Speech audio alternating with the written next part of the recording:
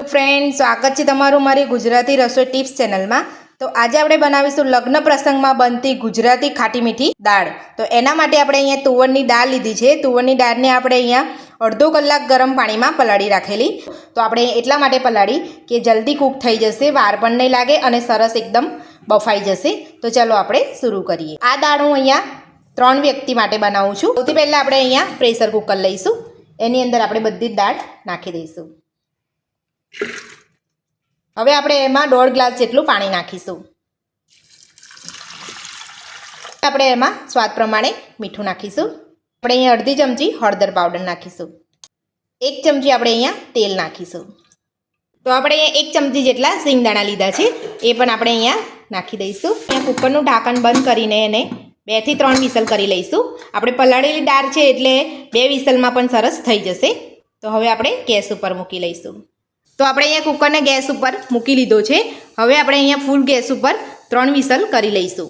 તો વિસલ થઈને આપણું કુકર ઠરી પણ ગયું છે। તો હવે આપણે કુકરનું ઢાંકણ ખોલીને જોઈ લઈશું। તમે જોઈ શકો છો દાળ આપણી સરસ બફાઈ ગઈ છે। હવે આપણે એને બધું મિક્સ કરી લઈશું।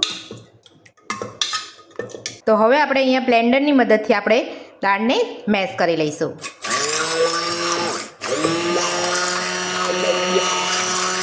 તો તમે જોઈ શકો દાળ સરસ મેશ થઈ ગઈ છે। તમારે આ રીતે ના કરવું હોય તો તમે આ રીતે વલવણીથી પણ મેશ કરી શકો છો।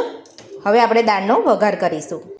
તો આપણે દાળ બાફવા મૂકી હતી ત્યારે આપણે અહીંયા ગરમ પાણીમાં આંબલી પલાળેલી, આપણે અહીંયા 2 ચમચી જેટલી આંબલી લીધી છે, એને આપણે અહીંયા પલાળી લીધી છે। તો હવે આપણે એને છેલ્લા જ આંબલીનું પાણી દાળમાં નાખીશું, એટલે આપણે એને બંધ કરીને મૂકી લઈએ છીએ। તો જ્યારે તમે દાળ બાફવા મૂકો ત્યારે સાથે જ તમારે આંબલી સાઈડમાં ગરમ પાણીથી તમારે પલાળી લેવાની છે। 1 ચમચો આપણે અહીંયા તેલ નાખીશું। તેલને આપણે ગરમ થવા દઈશું। તેલ આપણું ગરમ થઈ ગયું છે। હવે આપણે આમાં 1 ચપટી જેટલા સૂકી મેથીના દાણા એ નાખીશું। મીઠા લીમડાના પાન લીધા છે, 4 આપણે અહીંયા લવિંગ લીધા છે એ નાખીશું। 1 તજનો ટુકડો, 2 સૂકા મરચાં અને 1 તમાલપત્ર।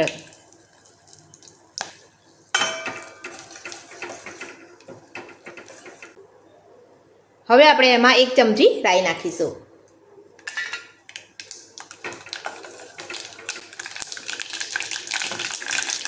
હવે આપણે ગેસની ફ્લેમ બંધ કરી લઈશું। હવે આપણે એમાં અડધી ચમચી હિંગ નાખીશું। અડધી ચમચી આપણે તીખું મરચું નાખીશું। અડધી ચમચી આપણે ગરમ મસાલો નાખીશું। અડધી ચમચી આપણે અહીંયા ધાણા જીરું પાવડર નાખીશું।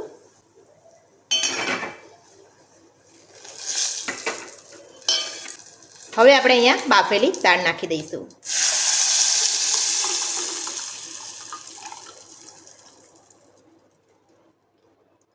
કુકરમાં દાળ થોડી છે એટલે આપણે એમાં થોડું પાણી નાખીને હલાવીને લઈ લઈશું।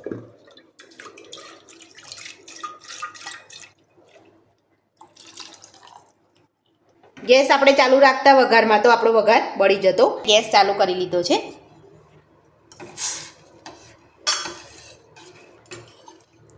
તમને થોડી જાડી દાળ લાગતી હોય તો તમે પાણી ઉમેરીને થોડી પતલી કરી શકો છો। આપણે અહીંયા મીડિયમ દાળ છે। હવે દાળને આપણે ઉકળવા દઈશું। તો આપણે દાળ બાફતી વખતે જ આપણે અહીંયા મીઠું અને હળદર પાવડર નાખેલો છે, એટલે તમને કદાચ એવું ના થાય કે હળદર પાવડર ને મીઠું ભૂલી ગયા છે।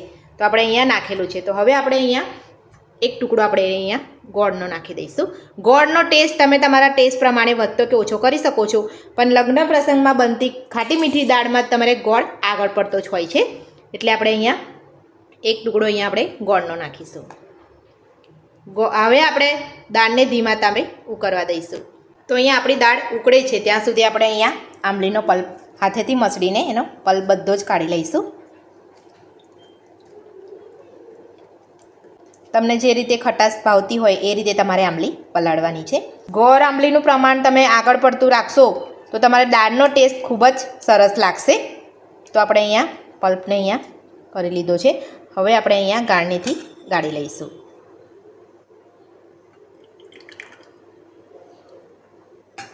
તો દાળ આપણી સરસ ઉકળી ગઈ છે। તો હવે આપણે એમાં 1 ચમચી કાશ્મીરી લાલ મરચું નાખીશું। આપણે અહીંયા છેલ્લા જ કાશ્મીરી લાલ મરચું નાખવાનું છે। આપણે જ્યારે વઘાર કરીએ ત્યારે કાશ્મીરી લાલ મરચું નથી નાખવાનું, નહીં તો એનો સ્વાદ સારો નહીં લાગે અને મરચું આ જલ્દી બળી જતું હોય છે. તો દાળ આપણે અહીંયા સરસ ઉકળી ગઈ છે. હવે આપણે અહીંયા આંબલીનો પલ્પ કાઢ્યો છે એ આપણે અહીંયા નાખી દઈશું. આપણે અહીંયા થોડું નાખીએ છીએ ટેસ્ટ કરીને, પછી આપણે થોડું બીજું નાખીશું.